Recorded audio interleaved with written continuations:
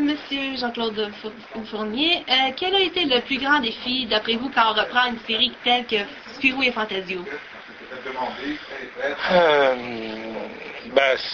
C'est quand on est débutant de prendre la succession d'un des plus grands dessinateurs du monde. C'est ça le défi, mais je n'ai pas pris ça pour un défi parce que je ne comprenais rien. J'aurais pu parler d'un défi si j'avais été conscient de la situation. Mais en fait, j'étais complètement inconscient. J'avais 24 ans, on proposait de faire Spirou. Je ne me suis pas demandé si j'allais relever un défi. Bon, j'ai accepté le truc tout de suite sans poser plus de questions. C'est juste après que j'ai compris que c'était difficile. Mais sur le coup, non. Mais j'ai jamais eu le sentiment de relever un défi, parce que pour relever un défi, il faut qu'on me lance un défi. On m'a pas lancé un défi, on m'a proposé de le faire, voilà. C'est de l'édition Dupuis qui vous l'a proposé comme ça? Oui. Ben oui, c'est l'éditeur. Un jour, j'étais au journal pour amener des planches d'un petit personnage de moi qui s'appelait Bisu. Et puis, le rédacteur en chef me dit « Ah ben vous êtes là, ça tombe bien, il y a l'éditeur qui veut vous voir. » Donc l'éditeur en chef à l'époque, c'était le fameux Delporte, Yvan Delporte, un personnage mythique de la bande dessinée.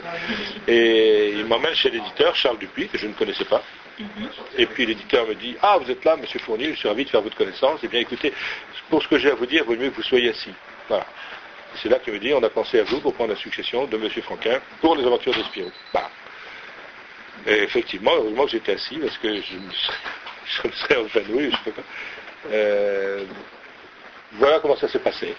Et j'ai pas dit oui, parce que je me dis, attends. D'abord, j'ai pensé qu'ils étaient en train d'enlever Spirou à Franquin. Je savais que Franquin voulait arrêter de faire Spirou, il m'avait souvent dit comme ça, mais moi j'aurais jamais eu le culot de lui dire, mais si tu veux, moi je suis là, je peux le faire.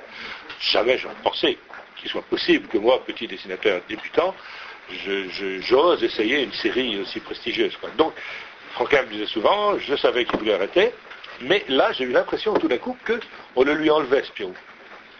Donc, d'abord, je ne pouvais pas répondre oui depuis tant que je n'avais pas eu Franquin au téléphone. Et puis, d'autre part, il fallait que je réfléchisse aussi avant de dire oui. C'est quand même si j'étais assez inconscient, il fallait que je réfléchisse un petit peu quand même, quoi. Hein. Donc voilà, Dupuis était étonné, je ne réponds pas tout de suite. Il me dit, écoutez, je vous donne quelques jours de réflexion, mais dites-moi assez vite parce que c'est urgent.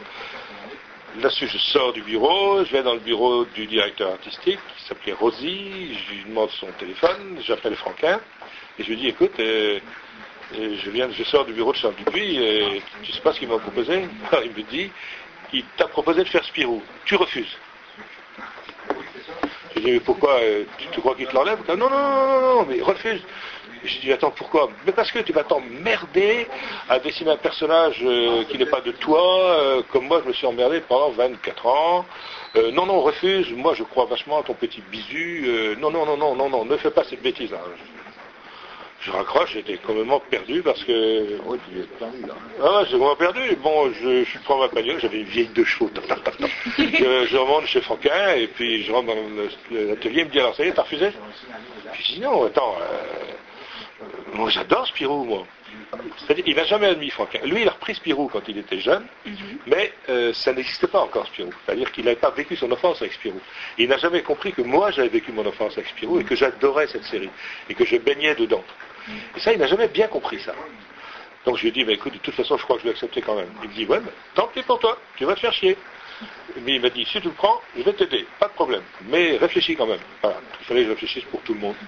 Alors ça a été, au bout de 8 jours, j'ai envoyé un message à Dupuis en disant, écoutez, je vais vous envoyer un essai bientôt, l'idée me plaît. Voilà. Là, comment ça s'est passé.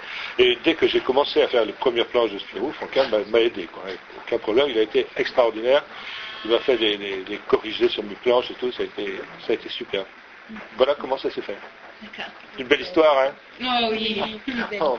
Merci. Les belles histoires de l'oncle Jean-Claude. Conclusion encore une autre. J'ai une autre question à vous poser.